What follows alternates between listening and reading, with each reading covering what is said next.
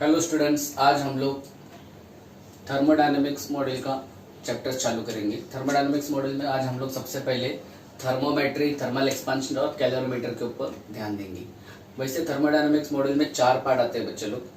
एक part thermodynamics खुद ही है, ठीक है, जहाँ पे फर्स्ट लॉ सेकंड लॉ हम लोग डिस्कस करेंगे। Different various types of cycles जो होती है, कार्नोट साइकिल क्या होता है, ठीक है, रिवर्स कार्नोट साइकिल क्या होता है, सीओपी क्या होता है, हीट इंजन क्या होता है, वो सब हम बात करेंगे।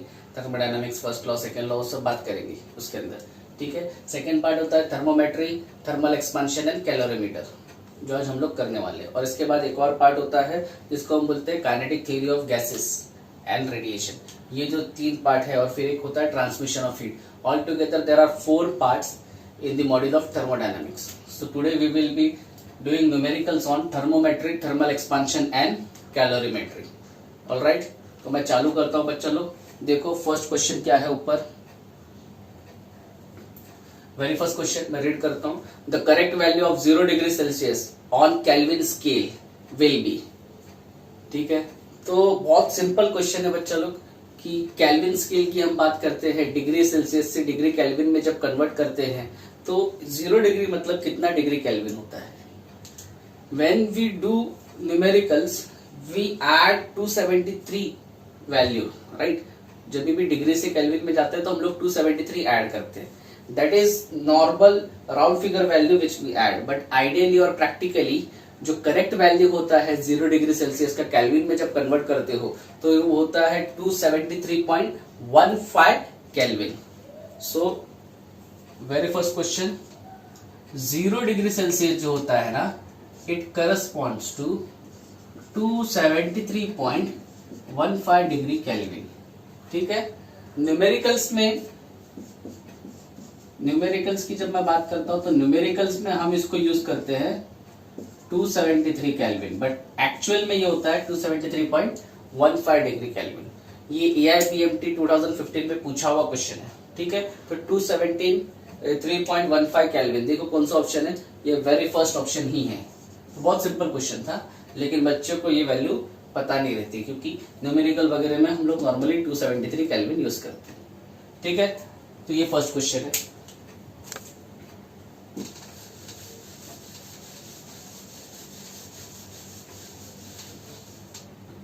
नेक्स्ट देखो क्वेश्चन नंबर 2 ऊपर है, मैं रीड करता हूं।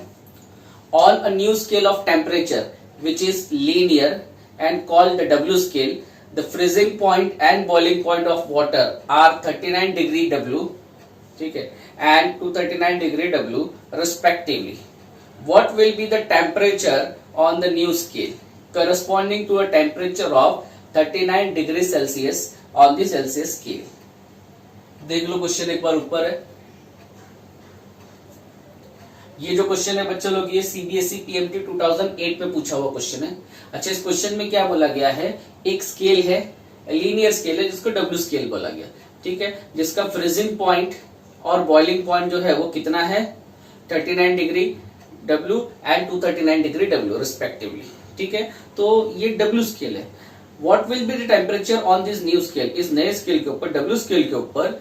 अगर मैं ऑर्डिनरी स्केल की बात करता हूँ, नॉर्मल हम बात करते हैं डिग्री सेल्सियस स्केल की, अगर डिग्री सेल्सियस स्केल पे टेम्परेचर दिखा रहा है 39 डिग्री सेल्सियस, तो ये नई स्केल पे कितना दिखाएगा वो टेम्परेचर, ये क्वेश्चन है, ठीक है। तो अब आपको ये समझना है इस क्वेश्चन के लिए कि ऐसा कोई भी स्केल का क्वेश्चन आता है, फॉर एनी स्केल जो टेम्परेचर होता है उसके लिए एक रिलेशन है, that is x minus LFP, that is lower fixed point, upon UFP minus LFP is always going to be constant.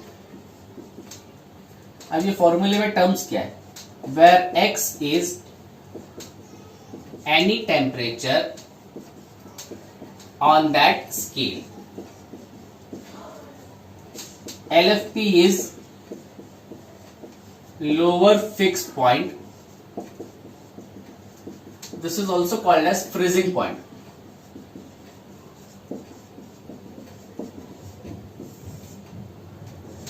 UFP is upper fixed point. This point is also called as boiling point, ठीक है, इसको आप boiling point भी बोल सकते हैं। अब आपको मैं डब्ल्यू स्केल की बात करता हूं।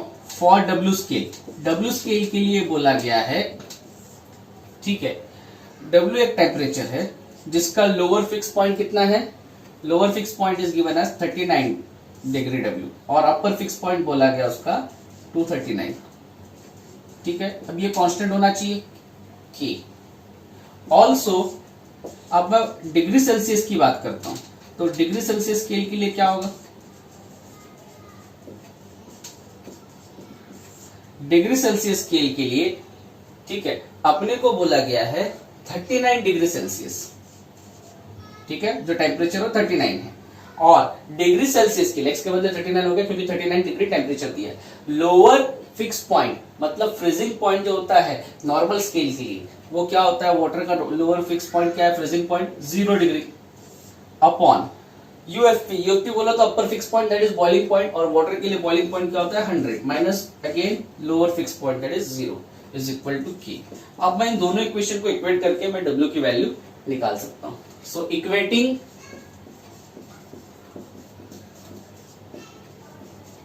इक्वेशन 1 एंड इक्वेशन 2 क्या मिलेगा, W minus 39 upon 239 minus 39 is equal to 39 minus 0 upon 100 minus 0। तो इसको जब सॉल्व करेंगे तो ये बनेगा W minus 39, 239 minus 39 is 200, here it will B 39 upon 100, ठीक है, तो ये कट जाएगा। अब ये 2 उधर जाके मल्टीप्लाई होगा, so you will get W minus 39 is equal to 2 into 39, that comes out to be, ये 2 इंटू 39 जो होता है 78 होता है, माइनस 39 उधर जाएगा plus 39, now 78 and 39 is 117 degree, ठीक है। तो अगर आप देखते हो तो ये क्या हो गया, W की जो वैल्यू है, मतलब जो नॉर्मल डिग्री सेल्सियस स्केल पे 39 डिग्री टेम्परेचर था, वो W स्केल पे कितना आता है, 117 आता है, ठीक है। बहुत सिंपल क्वेश्चन था, ये रिलेशन बहुत इंपॉर्टेंट है, कोई भी स्केल के लिए, कोई भी लीनियर स्केल के लिए एप्लीकेबल है, for any scale but which is linear, उसके लिए फॉर्मूला एप्लीकेबल है कि x अगर कोई भी टेम्परेचर है तो लोअर फिक्स पॉइंट और अपर फिक्स पॉइंट पता है तो ये फॉर्मूला यूज कर सकते हो, x minus lower fix point upon upper fix point minus lower fix point should be constant for any scale, ठीक है। तो देखो ये कौन सा ऑप्शन है 117, ये है ऑप्शन नंबर डी। तो ये जो है हमारा क्वेश्चन नंबर 2 है।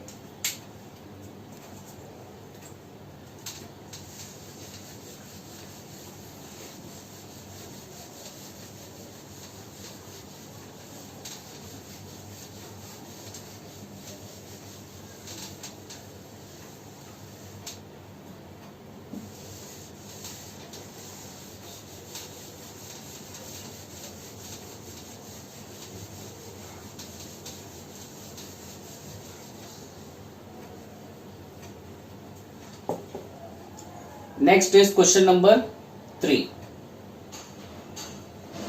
तो देखो क्वेश्चन नंबर 3 ऊपर है, मैं रीड करता हूं।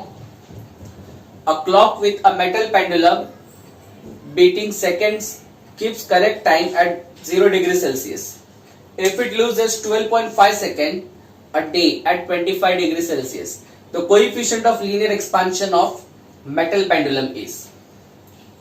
देखो एक पेंडुलम क्लॉक है, ठीक है। अब ये जो पेंडुलम है, ये पेंडुलम किसका है, मेटल से बना हुआ है, और आपको पता है कि टेम्परेचर बढ़ने की वजह से ये जो मेटल है पेंडुलम, कोई भी सब्सटेंस जो टेम्परेचर बढ़ने की वजह से क्या करता है, एक्सपांड करता है। अगर एक्सपांड करेगा तो ऑब्वियसली इसका पेंडुलम का लेंथ चेंज होगा, लेंथ चेंज होगा तो फिर ये टाइम में भी डिफर करेगा, है ना।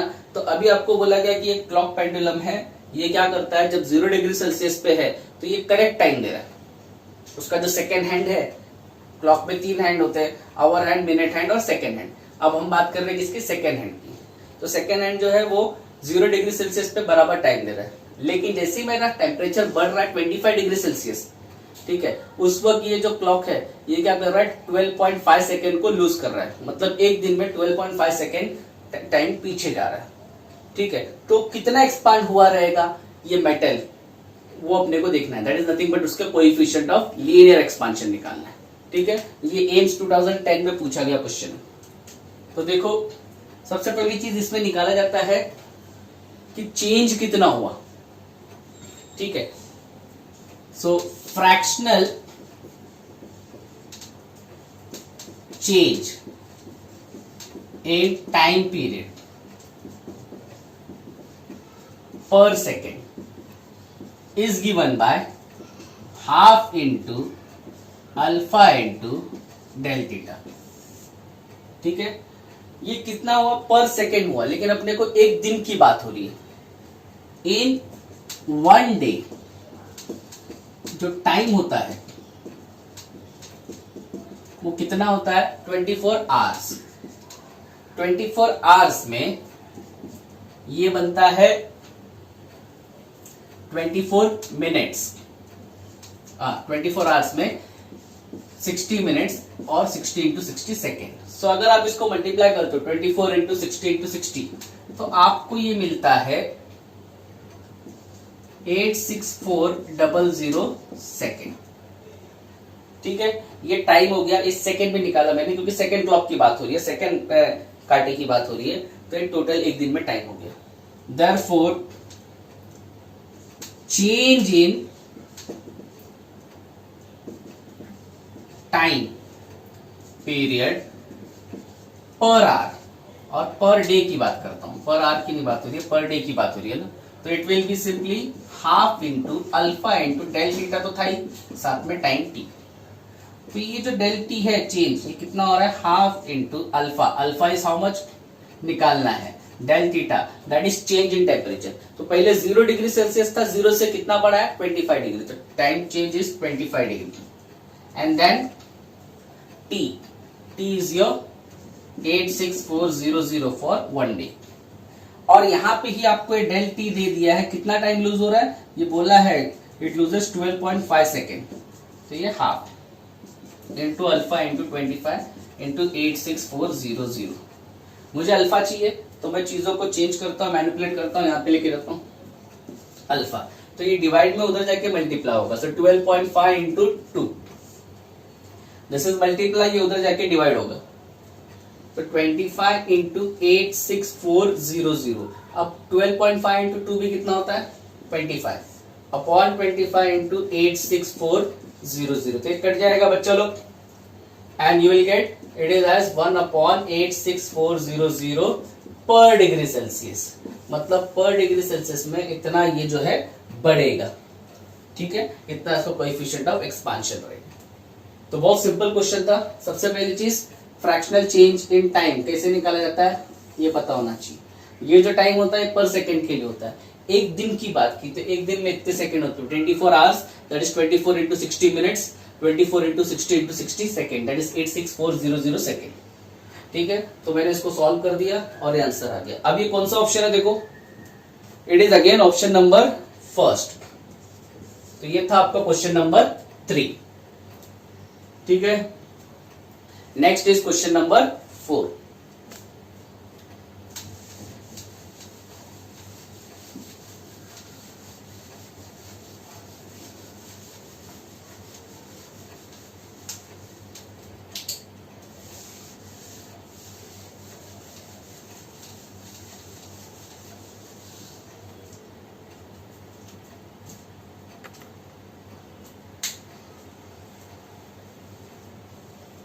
देखो क्वेश्चन नंबर 4 ऊपर है, मैं रीड करता हूं।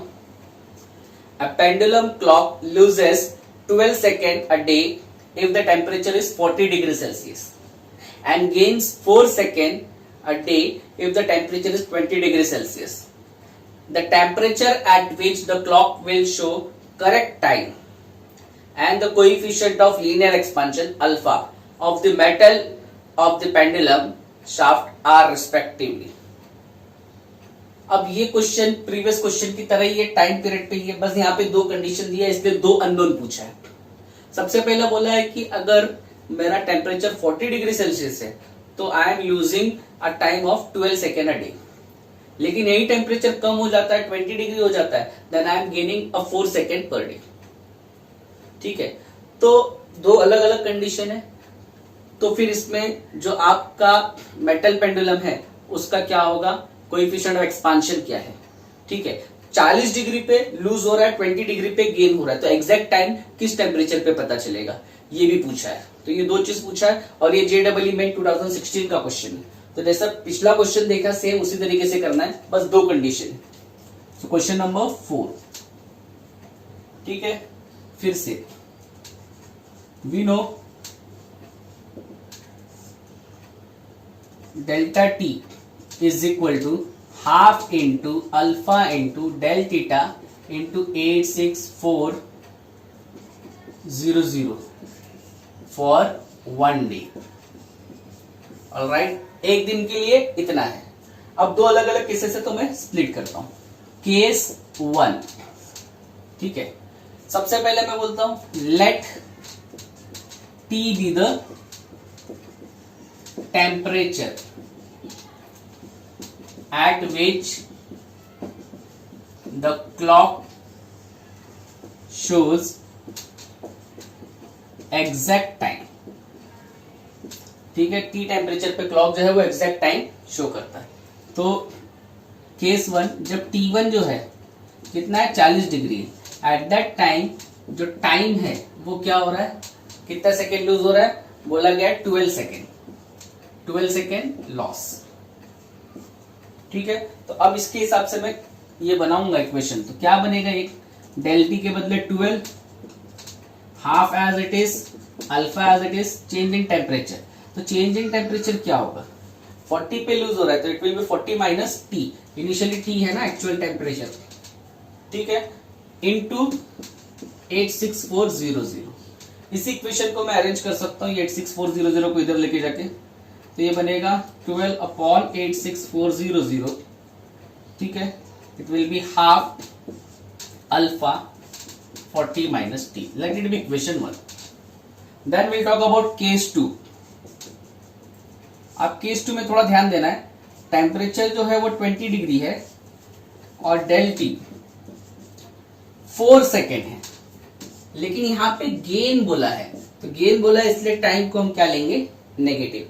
गेन बोला है इसलिए इट इज नेगेटिव, ठीक है। ये फॉर्मूले से क्या बनेगा, फिर से डेल टी के बदले -4 is equal to half alpha del theta, यहाँ पे 40 माइनस थीटा, यहाँ पे टेम्परेचर 20 है तो it will be 20 minus T into 86400। फिर से ये इधर जाएगा, डिवाइड होगा, -4 divide by 86400 is equal to half alpha 20 minus T, let it be equation 2। अब मेरे पास 2 तरीका है, इसको मैंने टाइम को माइनस ले सकता हूं, या फिर मुझे पता है टेम्परेचर स्केल की जब मैं बात कर रहा हूं तो टेम्परेचर कैसे वेरी हो रहा है, सबसे पहला 40 फिर 20, यहाँ पे लॉस हो रहा है, यहाँ पे गेन हो रहा है, इन बिटवीन मेरा टेम्परेचर टी है, ठीक है। या तो इसको नेगेटिव लो, या तो जब पहला हो रहा है 40 माइनस टी तो दूसरा होना चाहिए t माइनस 20, क्योंकि मैंने 20 माइनस टी लिया इसलिए मैंने इसको माइनस किया, अदरवाइज 40 माइनस टी यहाँ पे फिर t माइनस 20 यहाँ पे करते तो फिर माइनस डालने की जरूरत नहीं पड़ती, क्योंकि मेरे को दोनों पैटर्न सेम रखने का था इसलिए मैंने यहाँ पे माइनस ले लिया, ठीक है। Next, divide equation 1 by equation 2। तो डिवाइड करूंगा तो क्या होगा, 8640 कट जाएगा और 12 divide by 4 is -3, half half cut जाएगा, अल्फा अल्फा कट जाएगा, तो it will be 40 minus T upon 20 minus T हो जाएगा।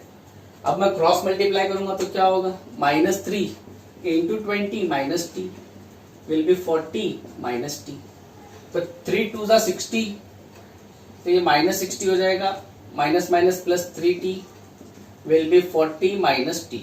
अब देखो बच्चा लोग, ये माइनस टी उधर जाएगा प्लस टी बनेगा, -60 इधर जाएगा प्लस 60 बनेगा, so 3t plus T, 60 plus 40, 4t is equal to 100, सही है। तो t will be 100 divide by 4 that is 25 degree Celsius. तो ये फर्स्ट पार्ट तो हो गया, ठीक है, टेम्परेचर पूछा था, फर्स्ट पार्ट हो गया। अब बचा क्या है, अल्फा। अल्फा के लिए मैं इसको क्या करूंगा, कोई भी इक्वेशन में सब्स्टिट्यूट कर देता हूं। लेट्स से सब्स्टिट्यूट करते इक्वेशन 1 में, substitute t is equal to 25 degree in equation 1। तो इक्वेशन 1 में सब्स्टिट्यूट करता हूं तो इक्वेशन 1 क्या है, 12/86400 is equal to half, alpha चाहिए 40 माइनस टी, टी के बदले 25 डालेंगे, 12/86400 एज इट इज, ये 2 नीचे से ऊपर जाएगा मल्टीप्लाई हो जाएगा, is equal to alpha into 40 minus 25। सही है, तो ये क्या हो गया, ये हो गया 24, ठीक है, अपॉन 86400, ये अल्फा इंटू कितना है 40 माइनस 25 दैट इज 15, 15 मल्टीप्लाई उधर जाके क्या होगा डिवाइड, तो डिवाइड में 15 इज इक्वल टू अल्फा। तो अब मुझे ये अल्फा सॉल्व करना है, तो जब मैं इसको सॉल्व करता हूं 24 को, तो ये कितना आएगा 24 अपॉन ये 86400 ऐसा होता है ना, 24 इंटू 60 इंटू 60, इसी को हम लोग 8640 लिखते हैं, तो 24 कट जाएगा और अल्फा बचेगा 1/3600 इंटू 15। सही है, अब मुझे इसको सॉल्व करना है, 1/15 0 0 15 0 0 15 6 90 दैट इज 0 इधर 9 इधर, 15 3 45 45 प्लस 9 54, ये मैंने सॉल्व कर लिया। ठीक है, अब इसको अगर मुझे सॉल्व करना है तो कैसे सॉल्व करूंगा बताओ। देखो, can it be written as 1/0.54, ठीक है, तो कितने पॉइंट शिफ्ट किया, 5 पॉइंट शिफ्ट किया into 10⁵. This 10⁵ will go up and will become -5. अच्छा, 1/5 जो होता है 0.2 होता है, 1/5 0.2, ठीक है। अब ये क्या है 1.54 है, 0.54 है, तो डिनोमिनेटर ज्यादा है तो न्यूमरेटर कम होगा, तो it comes out to be 1.85 approximately. ठीक है, तो ये आपका करेक्ट आंसर है। तो देख लो, ये तो कैलकुलेशन पार्ट है, लॉजिकली जो भी चीजें हो रही यहाँ पे हो रही, 2 केसेस में सॉल्व करना है। पहला क्वेश्चन पे इसी था, इसके पहले वाला बस एक ही केस था, क्योंकि एक ही निकालना था अननोन अल्फा। यहाँ पे अल्फा भी निकालना और टेम्परेचर भी निकालना है, 2 केस दिया है, इसमें 2 अननोन। तो चेक करो कौन सा ऑप्शन सही है। Temperature is 25 and alpha is 1.85 into 10⁻⁵. That is option number D is correct. So this was question number 4.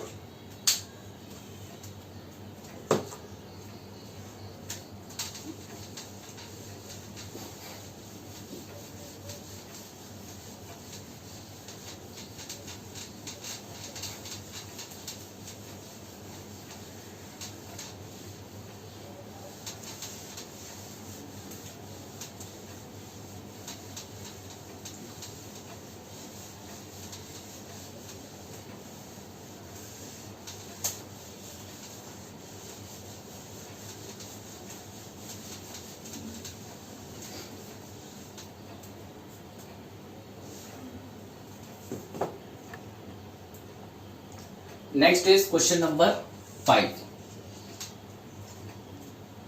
When a bimetallic strip is heated, what is happened to bimetallic strip when it is heated? ये पूछा गया question, ये AIIMS 2006 में पूछा है। सबसे पहले बायमेटेलिक strip क्या होता है? देखो, अगर 2 मेटेलिक स्ट्रिप इक्वल लेंथ का लेकिन अलग अलग मटेरियल का, डिफरेंट मटेरियल का, अगर एंड टू एंड ज्वाइन करते हैं तो ऐसे मेटेलिक स्ट्रिप को बोला जाता है बायमेटेलिक स्ट्रिप। सबसे पहले मैं बायमेटेलिक स्ट्रिप क्या होता है वही लिख देता हूं। बायमेटेलिक स्ट्रिप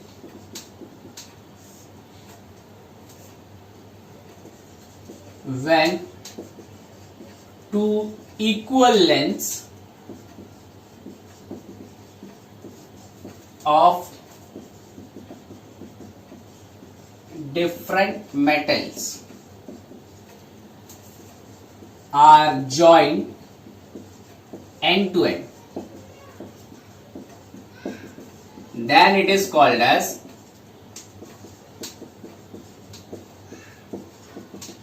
बायमेटेलिक स्ट्रिप। फिर ऐसे स्ट्रिप को बायमेटेलिक स्ट्रिप बोला जाता है। तो बायमेटेलिक स्ट्रिप क्या है? 2 इक्वल लेंथ लेकिन अलग अलग मटेरियल की स्ट्रिप अगर एंड टू एंड ज्वाइंट करते हैं तो उसको बायमेटेलिक स्ट्रिप बोलते हैं। जैसे कि ये एक हो गया और दूसरा ये हो गया, ये 2 स्ट्रिप है एंड टू एंड ज्वाइंट है। अब क्योंकि अलग अलग मटेरियल है, ठीक है, तो अलग अलग मटेरियल होने की वजह से इनका जो कोएफिशिएंट ऑफ एक्सपांशन है ठीक है, अल्फा, वो भी क्या होगा, अलग अलग होगा, कोई ज्यादा एक्सपांड करेगा, कोई कम एक्सपांड करेगा। तो जो ज्यादा वाला होता है वो ज्यादा एक्सपांड करेगा, तो कैसे एक्सपांड करेगा, और जो कम वाला है वो कम कैसे एक्सपांड करेगा। तो होता क्या है, जिसका कोएफिशिएंट ज्यादा है वो ज्यादा एक्सपांड करेगा, और वो बाहर की तरफ दिस, ये मेटल देखो, अगर मैं ऐसा बताता हूँ लेंथ सेम था, लेकिन अभी अगर कर्व की बात करते हैं तो आउटर वाला कर्व ज्यादा है, तो metal with higher alpha expands more, ठीक है, इसलिए वो क्या होगा, बाहर की तरफ ज्यादा बेंड होगा, ठीक है, and bends outside as arc, ठीक है। तो ये कंसेप्ट है। तो देखो अभी आपके ऑप्शंस पढ़ता हूं, does not bend at all, नहीं बेंड होता है, ठीक है। Get twisted in the form of an helix, नहीं ये भी नहीं होता है। Bend in the form of arc with more expandable metal outside, yes arc के फॉर्म में बेंड हो रहा है, जिसमें ज्यादा एक्सपांडेबल मेटल जो है वो बाहर की तरफ है, that is option number C. तो ये जो है ये क्वेश्चन नंबर 5 है, ठीक है, बहुत सिंपल था, लेकिन एम्स 2006 में पूछा था। बायोमेटेलिक स्ट्रिप क्या होता है वो समझना जरूरी है। Next is question number 6।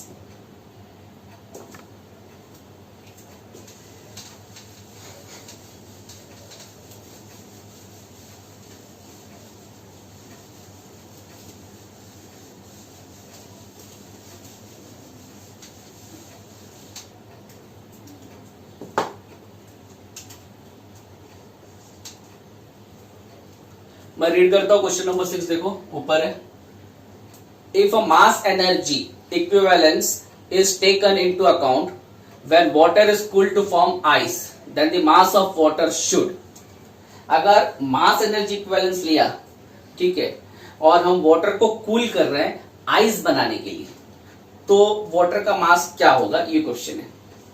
सबसे पहली चीज क्या हो रहा है, प्रोसेस क्या हो रहा है वो समझो। प्रोसेस हो रहा है वाटर को कूल करना और क्या बनाना है, आइस बनाना है। तो इस प्रोसेस में होता क्या है, जब भी वाटर को कूल करके आइस बनाते हैं, ठीक है, तो यहां पे तकरीबन 80 कैलोरीज पर ग्राम एनर्जी जो होता है वो रिलीज होता है।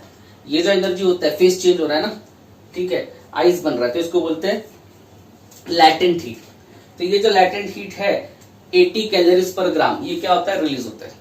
जब ये एनर्जी रिलीज होता है, ठीक है, यहाँ पे जो है सिस्टम का पोटेंशियल एनर्जी क्या होता है, कम होता है। तो पोटेंशियल एनर्जी जो है बॉडीज का डिक्रीज होता है, और पोटेंशियल एनर्जी डिक्रीज होने की वजह से इनका जो मास है, ये मास कभी भी चेंज नहीं होता है, मास विल रिमेन अनचेंज, ठीक है। मैं फिर से रिपीट कर रहा हूं, जब हम वाटर को आइस में कन्वर्ट करते हैं, at that time energy is released, okay, now that energy result in decrease in potential energy, okay, but mass will not get affected. So although even if we consider mass energy equivalence, mass will not change, okay. So I will write here, when water is cooled to form ice, okay, around 80 calorie पर ग्राम, ये क्या है, latent heat है, heat energy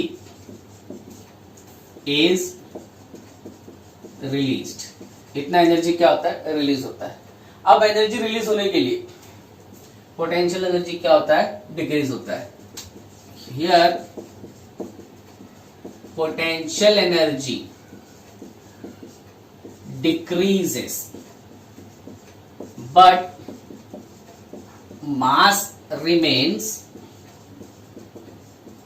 unchanged, मास कभी भी changed नहीं होता है, ठीक है। तो मास हमेशा क्या रहेगा, अनचेंज होगा। तो देखो कौन सा क्वेश्चन है, mass remain unchanged, that is option number B, second option. तो ये जो है ये हमारा क्वेश्चन नंबर 6 है, ठीक है, simple question. Next question number 7,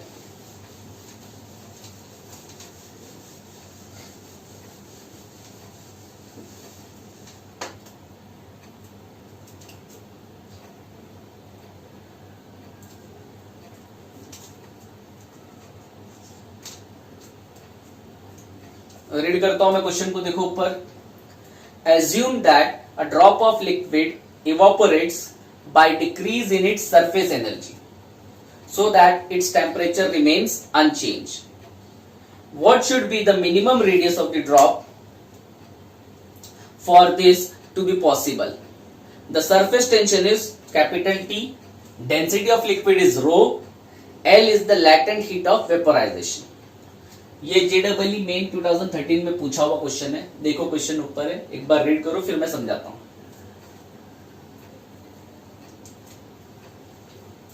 देखो समझो क्वेश्चन को। अब क्या बोला है, एक लिक्विड का ड्रॉप है, वो इवापोरेट हो रहा है।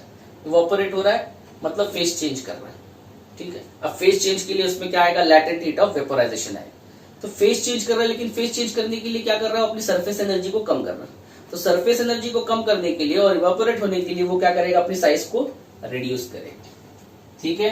तो कितना उसका कम से कम रेडियस होना चाहिए, ये क्वेश्चन है। तो सबसे पहली चीज हमने पढ़ा है, वी नो, ये जो प्रॉपर्टीज ऑफ फ्लूइड है, यहाँ पे सरफेस टेंशन हम पढ़ते हैं तो अपने को पता है सरफेस एनर्जी का फॉर्मूला है dW is equal to T into D, ये अपने को पता है सरफेस एनर्जी का। Work done is equal to surface tension into change in area, surface area. ना ये जो वर्क डन है, यहाँ पे वर्क डन किसकी वजह से हो रहा है, vaporisation, latent heat of vaporisation. तो यहाँ पे वर्क डन जो है लैटेंट हीट ऑफ वेपोराइजेशन की वजह से हो रहा है, तो वो कैसे दिया जाएगा बताओ मुझे, वो दिया जाएगा m into L, that is latent heat of vaporisation. ये T as it is dA, ठीक है। मान लो मेरे पास ये स्फीयर था जिसमें इनिशियल रेडियस r था, फिर बाद में वेपोराइज हुआ, तो उसका क्या हो गया, साइज कम हो गया। तो कितना कम हुआ, डेल आर से वो रिड्यूस हो गया, ठीक है। तो अब मैं dA एज इट इज रखता हूं और आगे चेंज करता हूं, ठीक है। तो मास क्या होता है, डेंसिटी इंटू वॉल्यूम होता है, डेंसिटी इंटू वॉल्यूम, और ये लेंथ एज इट इज, ये T as it is, dA surface area पहले कितना था 4 पाई आर स्क्वायर, अब कितना हो गया, कम हो गया, अब रेडियस कम हो गया ना, अब ये कितना हो गया, r माइनस डेल्टा आर हो गया। So it will be 4 pi r minus delta R whole square. Density as it is, volume क्या दिया जाता है किसी भी चीज का, वॉल्यूम दिया जाता है एरिया मल्टीप्लाई बाय लेंथ। अब लेंथ कितना चेंज हुआ, लेंथ चेंज हुआ डेल्टा आर, और ये latent heat of vaporisation again as it is. तो बच्चों लोग यहाँ से 4 पाई कॉमन निकलेगा, तो T इंटू 4 पाई कॉमन, तो यहाँ पे आर स्क्वायर, यहाँ पे r minus delta R whole square. Again area है, तो एरिया स्फीयर का क्या होता है 4 pi R square delta R L. अब अगर जब मैं इसको सॉल्व करूं, ये ब्रैकेट को ओपन करूं, तो ये R square as it is, ये a minus B whole square का फॉर्मूला क्या होगा, a square minus 2ab plus B square, सही है। अब मैं उस ब्रैकेट को भी ओपन करूंगा, तो यहाँ पे ये rho 4 pi R square delta R into L as it is, this is T into 4 pi, alright. यहाँ पे R square plus minus minus minus minus plus again plus minus minus, ये हो गया। अब ये 4 पाई कट जाएगा बच्चा लोग, सही है। Plus R square minus R square cancel हो जाएगा, तो बचा क्या यहाँ पे बचा rho R square delta R into L, और इस तरफ T साथ में 2r into delta R minus R square. अब ये भी समझना है कि ये जो डेल्टा आर है ना बहुत छोटा होता है, since delta R is very very small, therefore delta R square is neglected. अब अगर मैं इसको निग्लेक्ट कर दूंगा तो ये क्या बन जाएगा, rho R square delta R into L T into, ये टर्म निग्लेक्ट हो गया तो इतना ही बचेगा 2r डेल्टा आर। अब यहां पे भी देखो डेल्टा आर कैंसिल, एक आर कैंसिल, तो बचा क्या, rho into are into L, ये बचा है, और इस तरफ क्या बचा है 2t। हमको रेडियस निकालने बोला है, तो ये 2t as it is rho into L divide हो जाएगा, दिस इज द रेडियस। तो बहुत सिंपल क्वेश्चन था, सिर्फ क्या यूज करना है, सरफेस टेंशन की प्रॉपर्टी, सरफेस एनर्जी जो होता है that is work done is T into D.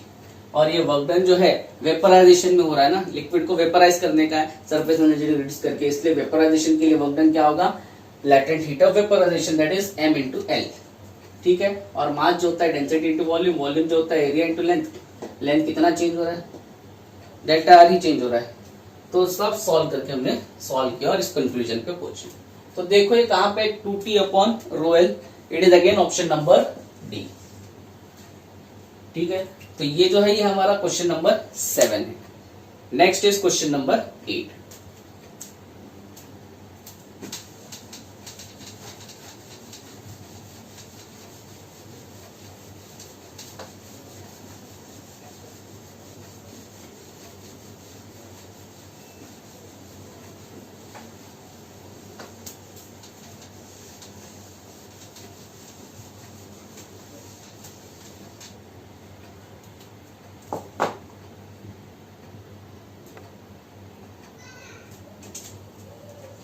Now see question number 8, मैं रीड करता हूं। The amount of heat required to raise the temperature of the body through 1 degree kelvin is called. अगर पूरे body का temperature required करना है, raise करना है 1 डिग्री केल्विन से, तो उसको बोलते हैं थर्मल कैपेसिटी। ठीक है, और अगर सिर्फ 1 kg मास का टेम्परेचर का या फिर 1 मोल ऑफ गैस का अगर टेम्परेचर रेज करना है तो उसको बोलते हैं specific heat.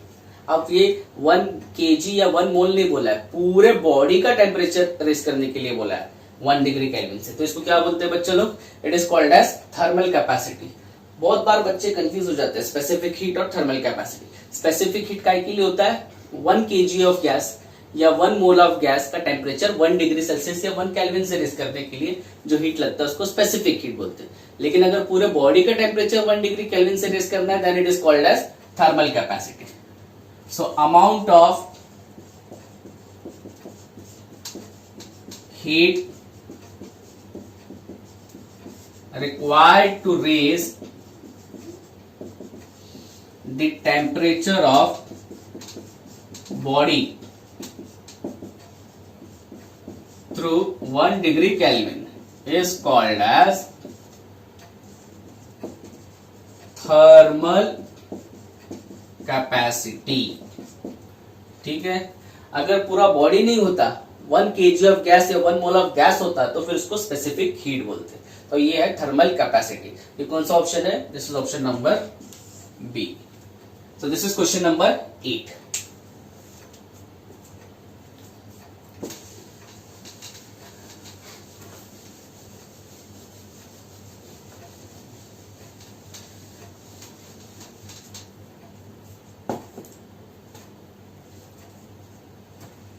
Next is question number 9.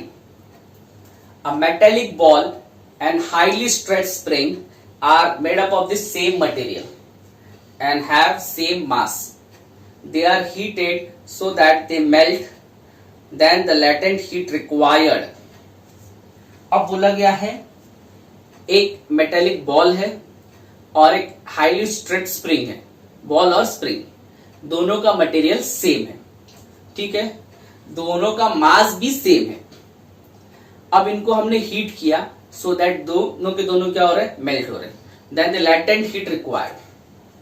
अब फर्क क्या है, मटेरियल तो सेम है बच्चा लोग, बॉल की बात करो या स्प्रिंग की बात करो, मटेरियल सेम है, फिर मास भी सेम है, तो ऑब्वियसली लैटेंट हीट भी क्या होगा, सेम ही होगा। डिपेंड नहीं करेगा कि स्ट्रेच स्प्रिंग जो है स्ट्रेच है, बॉल जो है मास जो है मेटेलिक बॉल स्फीयर है, तो कैसा भी कॉन्फ़िगरेशन हो, कॉन्फ़िगरेशन पे डिपेंड नहीं करता है। As long as the material is same, as long as the mass is same, then the latent heat जो होता है वो भी क्या रहेगा, उसका सेम ही होगा। तो क्वेश्चन नंबर 9 में latent heat is independent of the configuration, that is arrangement. Now ball and spring have same mass and same material. Since metallic ball and stretch spring has same material and mass, दोनों का material और mass same है, therefore latent heat will be same, दोनों में latent heat क्या रहेगा, same रहेगा। तो ये क्वेश्चन है, देखो ऑप्शन कौन सा है, are the same for both, ये पहला ही ऑप्शन है, that is option number A. तो this is question number 9। Next question number 10।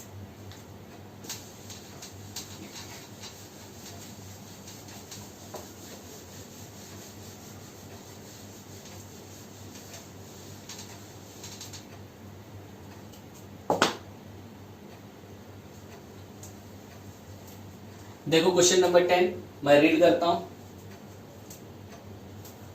Two rigid boxes containing different ideal gases are placed on a table. Box A contains 1 mole of nitrogen at temperature TU, while box B contains 1 mole of helium at temperature 7/3 times TU. The boxes are then put into thermal contact with each other and heat flows between them until the gases reach a common final temperature. Okay, ignore the heat capacity of the boxes. Then the final temperature of the gases TF in terms of TO is. देखो AIEEE 2006 और AIIMS में 2008 में पूछा हुआ question है।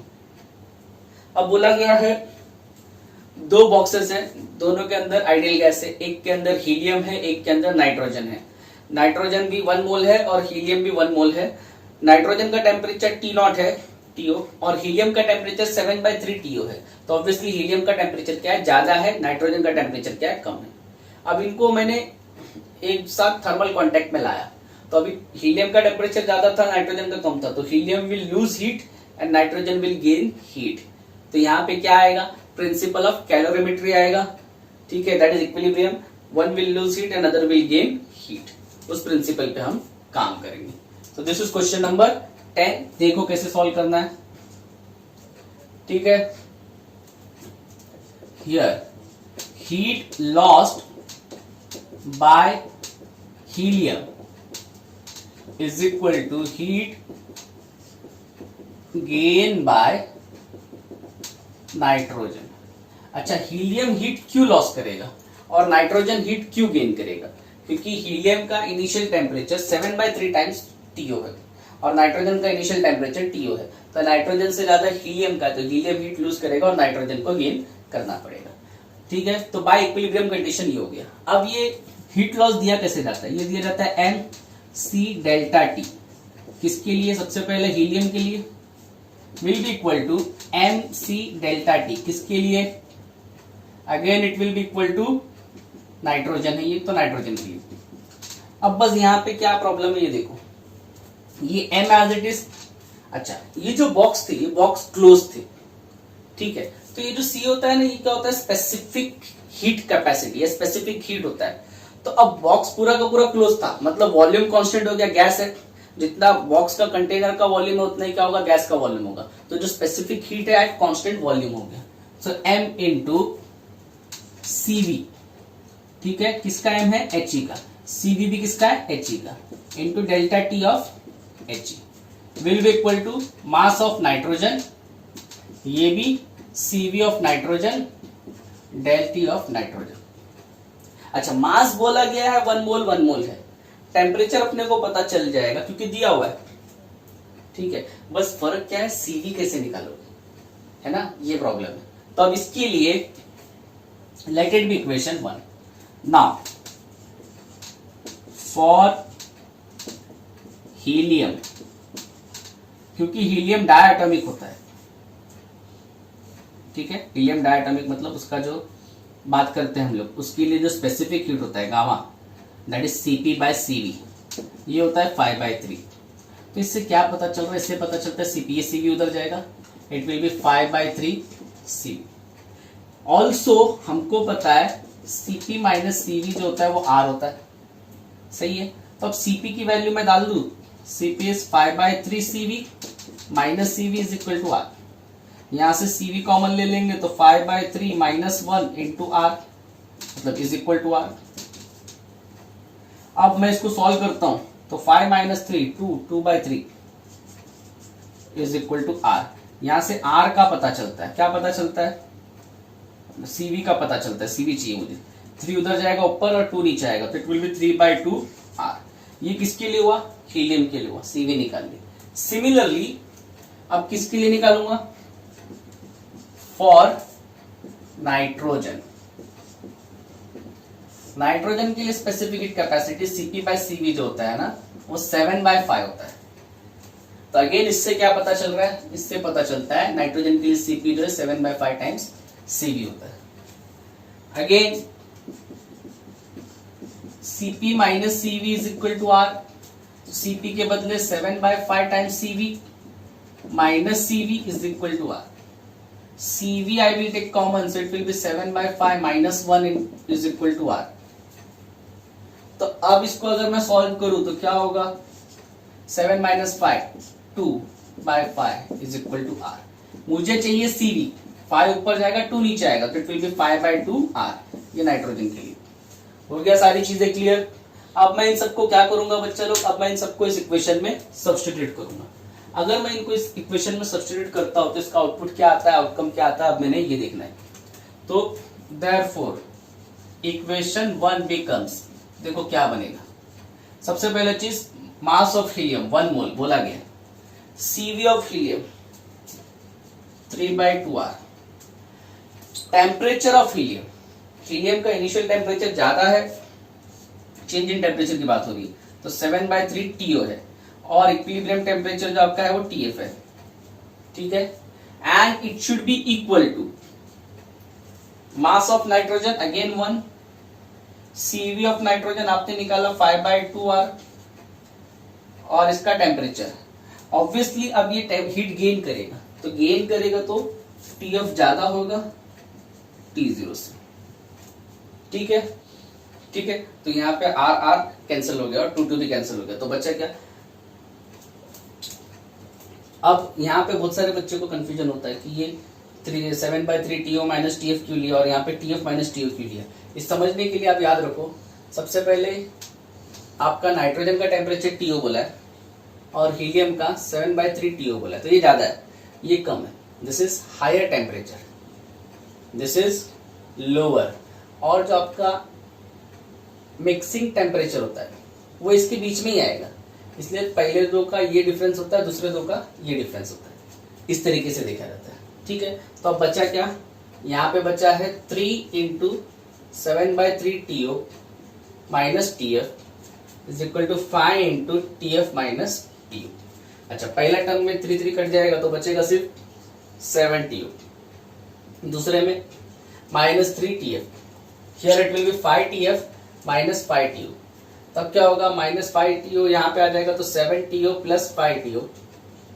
Again this minus 3 will go to that side, will become plus 7 plus 5 will be 12, here it will be 8। तो मुझे TF चाहिए बच्चों, तो उधर जाएगा it will be 12/8 TO, तो 4 3 4 2 तो it comes out to be 3/2 TO।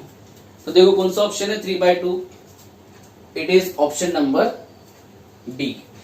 तो बहुत सिंपल है, बस इस फॉर्मूले में ये जो है ये इक्विलिब्रियम मेथड या फिर आगे जाके इसको हम प्रिंसिपल ऑफ कैलोरीमेट्री भी बोल सकते हैं, जो एक बॉडी हीट लॉस करेगी तो दूसरी बॉडी हीट गेन करेगी, ठीक है। बस यहाँ पे CV क्यों लिया, specific heat at constant volume, क्योंकि दोनों के दोनों बॉक्सेस कवर है ना, बॉक्सेस कवर है तो वॉल्यूम चेंज होने वाला नहीं, volume is going to be fix, इसलिए specific heat at constant volume.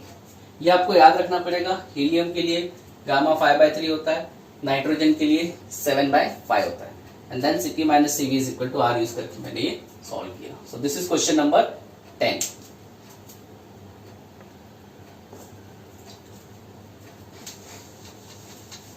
Next is question number 11।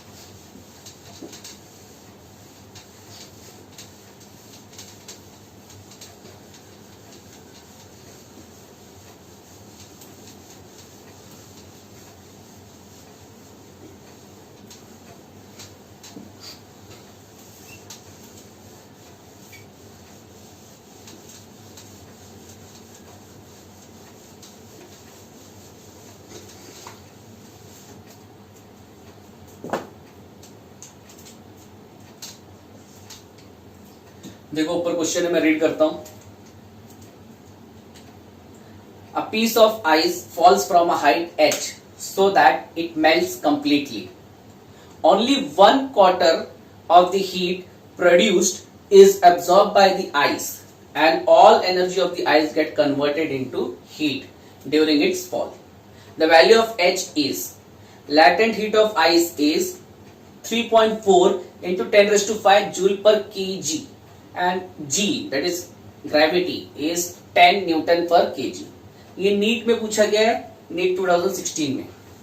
ये क्या बोल रहा है, मेरे पास एक पीस ऑफ आइस है जो हाइट h से फॉल हो रहा है, ठीक है।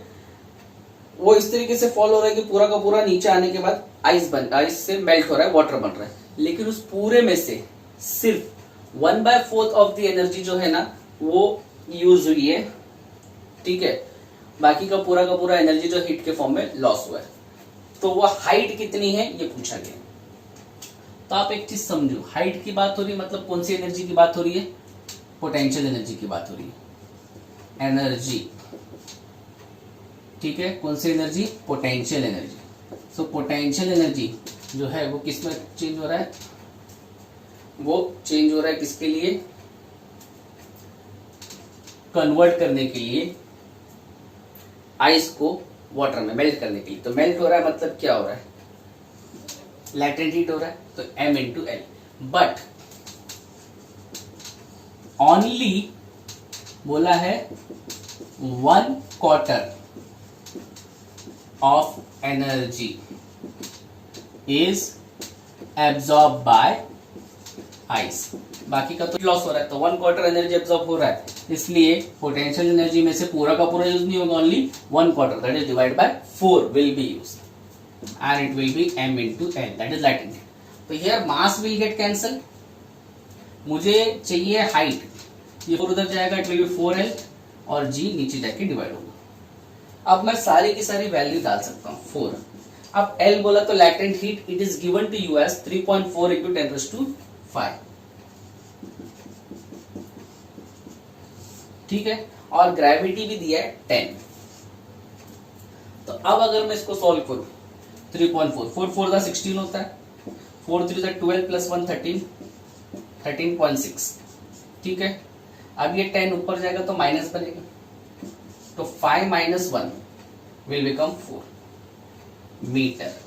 इसी को मैं कैसे लिख सकता हूं, this h can be written as, एक इसको दे देता हूं तो ये हो जाएगा 136 और 10⁻4 के बदले 3 मीटर। अच्छा, 10⁻3 meter is nothing, 1000 meter, 1000 meter is nothing but 1 kilometer. So h will come out to be 136 kilometre, ठीक है। तो 136 किलोमीटर हाइट से अगर मैं बॉडी को छोड़ू, ठीक है, आइस को, तो वो नीचे आते आते क्या हो जाएगा, पूरा का पूरा मेल्ट हो जाएगा। लेकिन उसमें से जो हाइट से छोड़ रहा हूं तो पोटेंशियल एनर्जी होगी mgh की, उसमें से only 1/4 of the potential energy जो है यूज होगी, और बाकी की जो एनर्जी है वो क्या होगा, पूरा का पूरा हीट के फॉर्म में लॉस हो जाएगा, ठीक है। तो क्वेश्चन बहुत आसान था, potential energy is equal to the heat, latent heat, ठीक है, और only 1/4 of energy is absorb by ice, इसलिए mgh/4 यूज की। So this was question number 11। अब ये 136 किलोमीटर जो है, ये देखो कौन सा ऑप्शन है, it is option number C. So this is question number 11। Next will talk about question number 12।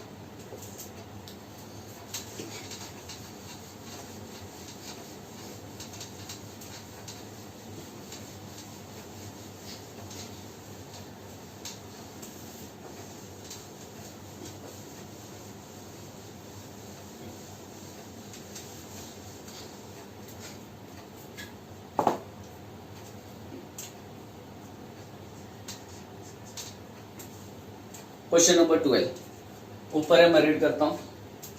A copper ball of mass 100 gram is at temperature T.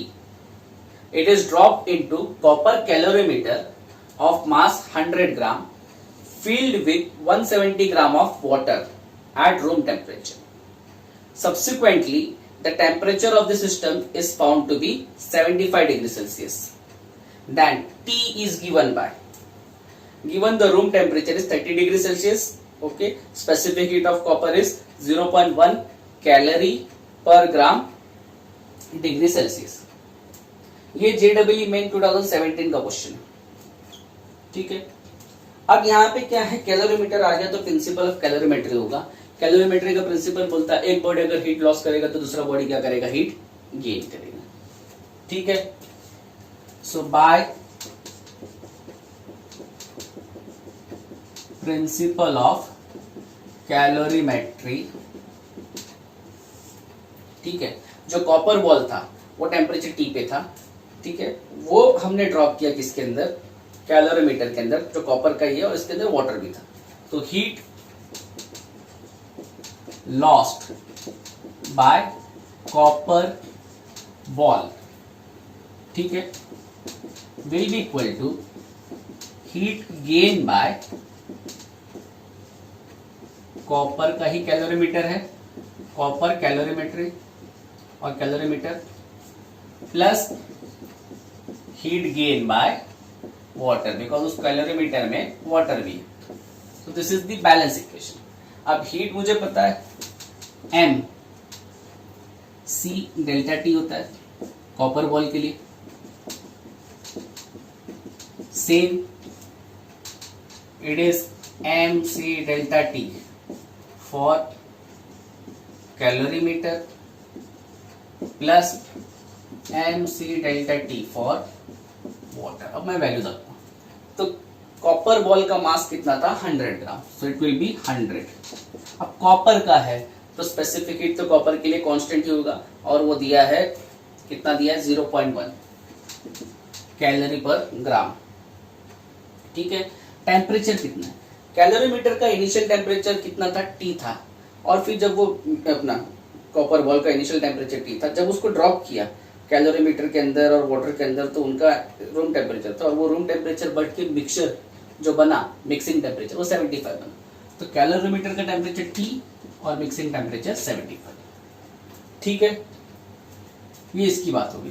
फिर कैलोरीमीटर का वैल्यू कितना है, मास कितना है कैलोरीमीटर का, drop into a calorimeter of mass 100 ग्राम, तो mass is 100, again उसका specific 0.1, लेकिन ये कैलोरीमीटर है रूम टेम्परेचर पे था। अब इसने हीट लॉस किया, ये हीट गेन कर रहा है, तो इसका टेम्परेचर बढ़ने वाला है, 75 होने वाला है, ठीक है। और था कितना इसका, रूम टेम्परेचर था, और रूम टेम्परेचर दिया आपको 30 plus heat gain by water. अब वाटर का मास कितना था, दैट इज 170 ग्राम। अब देखो वाटर के लिए जो स्पेसिफिक हीट होता है, इफ इट इज कैलोरी में अगर मेजर कर रहे हैं तो it will be consider as 1, और अगर जूल पर केजी में होगा तो 1 कैलोरी इज 4200 जूल पर केजी होता है, तो यहाँ पे 1 होगा। और फिर इसका भी टेम्परेचर वही है, 75 तक बढ़ा रूम टेम्परेचर से, ठीक है। फिर से अगर टेम्परेचर का कैलकुलेशन समझना है तो मैं फिर से आपको बता दूं, T था और फिर क्या था, 30 डिग्री था, इसने लॉस किया और ये दोनों मिलकर कितना हो गया, इसने गेन किया, तो ये T माइनस 75 माइनस 30 इस तरीके से। तो ये क्या हो जाएगा, this comes out to be 100 minus 0.1, 100 into 0.1 will be 10 T minus 75, 10 75 minus 30 will be 45 plus 170 into 45, सही है। अब ये क्या हो जाएगा, T into T minus 75 is equal to, ये हो जाएगा 450 प्लस, अब ये अगर इसको सॉल्व करना है तो 45 इंटू 0 0, 45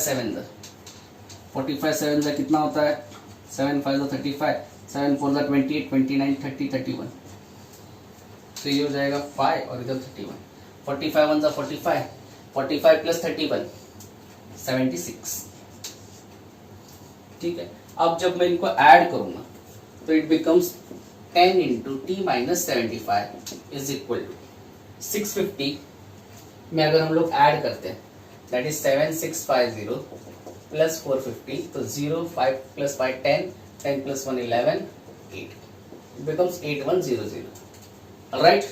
अब क्या हो जाएगा, t माइनस 75 8100 अपॉन 10, तो t minus 75 will comes out to be 810, minus उधर जाएगा प्लस बनेगा, 810 plus 75 it is 885 degree Celsius.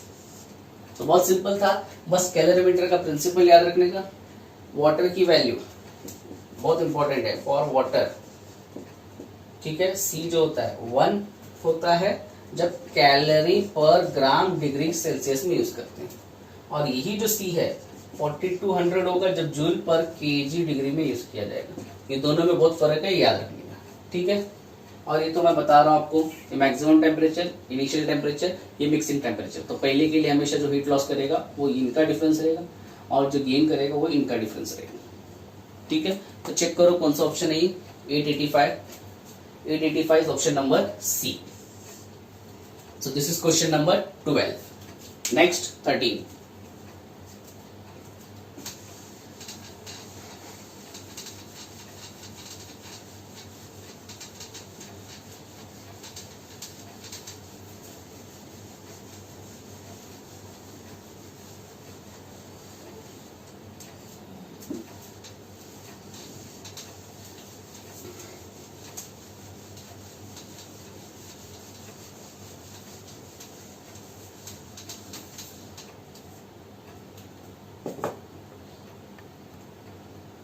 देखो क्वेश्चन नंबर 13 ऊपर है, मैं रीड करता हूं। A glass flask is filled up to a mark with 50 cc cubic centimeter of mercury at 18 degrees Celsius. If the flask and contents are heated to 38 degrees Celsius, how much mercury will be above the mark? Alpha for glass is 9 into 10 raised to minus 6 per degree Celsius, and coefficient of real expansion of mercury is 180 into 10 raised to minus 6 per degree Celsius. AIIMS 2000 का question है। देखो एक glass tube है जिसके अंदर mercury है, ठीक है। मर्क्यूरी इसमें कितना लेवल कर रहा है, 50 cc को लेवल कर रहा है। अब मैं इसको हीट करूंगा, तो हीट करूंगा तो ग्लास भी हीट होगा और मर्क्यूरी भी हीट होगा, दोनों का दोनों हीट होगा और दोनों का दोनों एक्सपांड होगा, ठीक है। मैंने हीट किया 18 डिग्री से 38 तक, तो फिर कितना मेरे को, अब दोनों का दोनों एक्सपांड होगा तो दोनों को कंसीडर करके कितना मर्क्यूरी ऊपर दिखेगा, ये मेरा क्वेश्चन है, ठीक है। तो क्वेश्चन समझ में आया। हीट करूंगा, ग्लास भी मेल्ट होगा, ग्लास भी एक्सपांड होगा, मर्क्यूरी भी राइज होगा, तो दोनों कंसीडर करके कितना राइज होगा, initially it is 50 cubic centimetre, ये दिए, ठीक है। सो इसमें चेंज होने वाला है, वॉल्यूम चेंज होगा ना, है कि नहीं। ग्लास का भी वॉल्यूम चेंज होगा, बढ़ेगा तो एक्सपांड होने के बाद उसका वॉल्यूम अलग हो जाएगा, और मर्क्यूरी भी एक्सपांड होगा तो वॉल्यूम अलग हो जाएगा। So the increase in the volume of mercury relative to the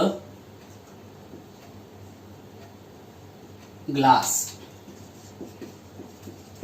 is given by V is equal to, that is del V is equal to VO into coefficient of real expansion of mercury minus coefficient of real expansion of glass into delta T. इस तरीके से दिया जाता है, ये formula है। अब इसको अगर मैं थोड़ा ध्यान दूं, वीओ जो है इनिशियल है, इनिशियल वॉल्यूम ये हमको दिया हुआ है, it is given as 50 cc, right. Is it 50 cc? Yes. Gamma M, ठीक है, ये जो है coefficient of real expansion of mercury, और ये भी दिया हुआ है, it is given as 180 into 10 raised to minus 6 per degree Celsius. Am I right? Yes. Gamma G, coefficient of real expansion of glass, ये दिया नहीं है तो मुझे पता है ना, ये नहीं दिया तो रिलेशन होता है we know alpha is equal to 3 times gamma, बराबर। जो गामा होता है वो जो होता है वो 3 times अल्फा होता है, ये हमको पता है, रिलेशन है। तो गामा जी के बदले में ऐसे लिख सकता हूँ 3 times अल्फा जी, क्योंकि अल्फा जी दिया हुआ है, where alpha g is coefficient of linear expansion of glass, ठीक है। And it is given as how much, it is given देखो 9 इंटू 10⁻⁻6 पर डिग्री सेल्सियस, ये दिया हुआ है आपको। और delta T is change in temperature, और ये कितना है 38 माइनस 18 दैट इज 20 डिग्री। तो अगर मैं सबका सब वैल्यू डाल दूं तो डेल वी निकाल सकता हूं। Therefore del V is equal to V O के बदले 50, गामा एन के बदले 180 इंटू 10⁻⁻6, सही है। माइनस गामा जी के बदले 3 अल्फा जी, और 3 अल्फा जी कितना है 9 into 10⁻⁻6 into del T which is 20, ठीक है। अब ये 5 टू द 10, ठीक है, और ये 2 0, तो 10⁻3 ये दोनों का मल्टीप्लीकेशन हो गया। 10⁻⁻6 मैं बाहर ले लेता हूं। अब बचा यहाँ पे 180 और यहाँ पे 9 3 27, ठीक है। 180 माइनस 27 इज 153, प्लस 3 minus 6 is -3। This could be written as 0.153 cc। तो बहुत सिंपल कैलकुलेशन है, कोई अलग से दिमाग लगाने की जरूरत नहीं, बस एक फॉर्मूले पे ध्यान दो और ये रिलेशन पे ध्यान दो, ये दो चीज इंपॉर्टेंट है। तो देखो ये कौन सा ऑप्शन है, it is option number C. तो ये आपका क्वेश्चन नंबर 13 है।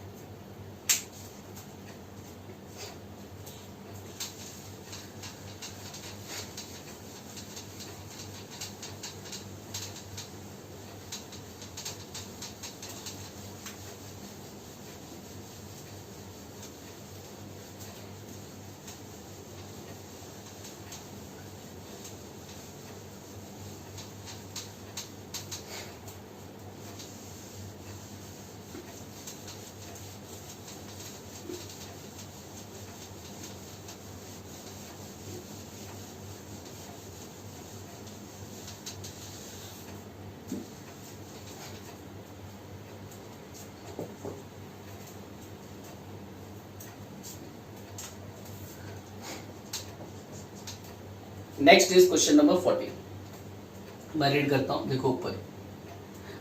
Steam at 100 degree Celsius is passed into 20 ग्राम of water at 10 degree Celsius.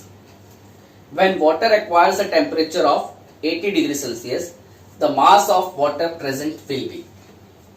Take specific heat of water is equal to 1 calorie per gram per degree Celsius and latent heat of steam is equal to 540 calorie per gram. CBSE PMT में question पूछा था, ये simple question है, question को समझ लो एक बार। फिर से मैं बोलता हूँ क्वेश्चन क्या है।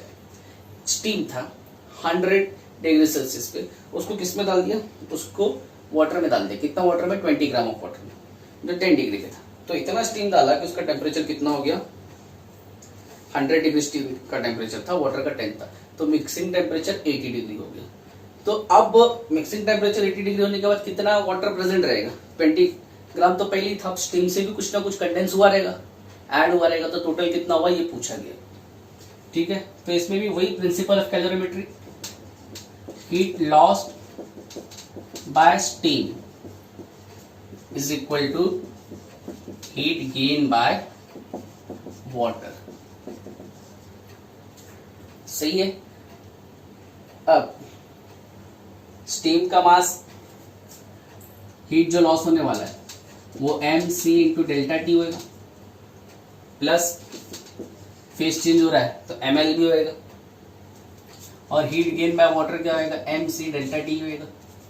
अब स्टीम का मास मुझे पता नहीं है तो m बोलता हूं। स्टीम का स्पेसिफिक हीट दिया हुआ है क्वेश्चन में, कितना दिया हुआ है, it is 540। Temperature, steam initially 100 degree पे था और बन रहा है मिक्सर 80 का, तो 100 माइनस 80 प्लस मास मुझे पता नहीं है, ठीक है। अच्छा यहाँ पे मैंने गड़बड़ कर दी, लैटेंट हीट ऑफ स्टीम जो है that is 540, but here it is not latent heat, here specific heat of water ही होगा ना, स्टीम तो वाटर का ही फॉर्म है तो 1 ही आएगा, और here it is 540।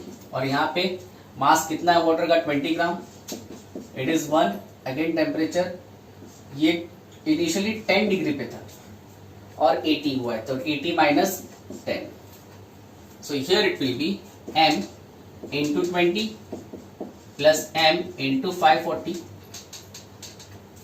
is equal to 20 into 60. तो m कॉमन ले लो, 540 plus 20, 6 to the 12, 1200, m will be 1200 upon 560, तो ये कट जाएगा, सही है। अब मेरे को इसको सॉल्व करना है, तो इसको कैसे सॉल्व करूंगा, 56 8 के टेबल में जाता है, यस, ये 6 के टेबल में भी जाता है, 6 2 ज़ा 12, 6 8 ज़ा 56, तो 20/8 हो गया, 20/8 को 4 5 ज़ा 4 2 ज़ा, दिस इज 2.5 ग्राम। ये मास ऑफ स्टीम है, तो टोटल मास कितना हो जाएगा, ऑलरेडी वाटर 20 ग्राम का था, total water will be initially 20 ग्राम तो था ही, प्लस स्टीम जो है 2.5 ग्राम वाटर में गया, कंडेंस हुआ, ठीक है, तो 2.5 ग्राम विच विल बी 22.5 ग्राम हो जाएगा। तो बहुत सिंपल है, बस यहाँ पे दो टर्म्स क्यों ले रहे हैं समझ में आ रहा है ना, दो टर्म इसलिए क्योंकि ये तो हीट लॉस कर रहा है, साथ में फेज भी चेंज हो रहा है, इसलिए लैटेंट हीट। यहाँ पे मैंने सी गलती से 540 ले लिया था, वो लैटेंट हीट दिया है 440 L, स्टीम तो फॉर्म ऑफ वाटर ही है, तो उसका सी 1 ही रहेगा। तो देखो कौन सा ऑप्शन है, 22.5 gram, it is option number B, ठीक है। So this is question number 14।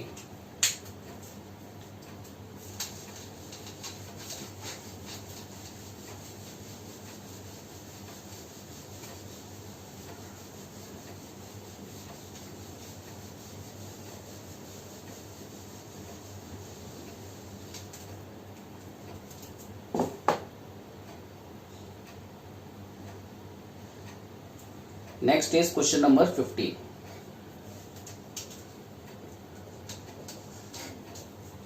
देखो क्वेश्चन मैं रीड करता हूं, an electric kettle takes 4 ampere current at 220 volt, how much time will it take to boil 1 kg of water from temperature 20 degree Celsius, the temperature of boiling water is 100 degree Celsius.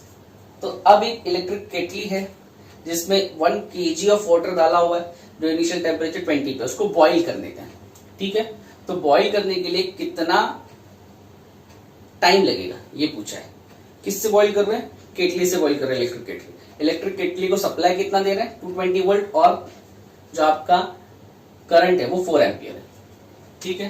तो यहाँ पे देखो जो work done होता है वही form of energy होता है, और वही एनर्जी किसके फॉर्म में मिल रहा है, हीट चेंज के, that is mc delta T. लेकिन मुझे पता है, we know power is work done upon time, so work done जो होगा वो क्या होगा, it will be power into T. और पावर जो है कैसे दिया जाता है, 3 अलग अलग फॉर्म है, वोल्टेज और करंट के फॉर्म में भी दिया जाता है, इट इज v इंटू आई, ठीक है, इनटू टी, ये वर्क डन हो गया। तो यही फॉर्मूला क्या हो जाएगा, अभी वर्क डन के बदले v इंटू आई into T, m into C into delta T. मुझे टाइम चाहिए, तो v इंटू आई मल्टीप्लाई उधर जाके डिवाइड होगा, so it will be m into C into delta T upon v into I. अब देखो मास कितना बोला है, 1 kg ऑफ वाटर को बॉइल करना है, c, अब kg और ऐसा यूनिट यूज हो रहा है पावर का, तो यूज क्या होगा, जूल होगा, तो वाटर के लिए c क्या है, 4200।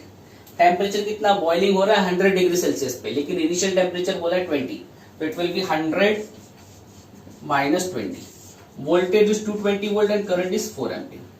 तो अगर मैं इसको सॉल्व करूं अभी, तो टाइम कितना आता है देखो, 4200 80 220 4, तो ये 1 0 गया, सही है, 4 1 जा 4 2 जा, तो वहां पे 20 आया, so 2 will be 420 into 20 upon 22। अब इसको सॉल्व करना है, तो 2 10 जा 2 11। अब इसको अगर सॉल्व करना है तो ये 4200 हो जाएगा अपॉन 11 हो जाएगा, सही है, कोई कंफ्यूजन इसको लेके? अब मेरे को इसको सॉल्व करना है। 4200 अपॉन 11, 11 3 जा 33, 33। अब ये बचा कितना? 9, सही है। अब 8 जा 88, 2, फिर 0, 1 जा 11, 9, फिर पॉइंट, फिर 90, फिर 8, है ना, ये चलता रहेगा फिर।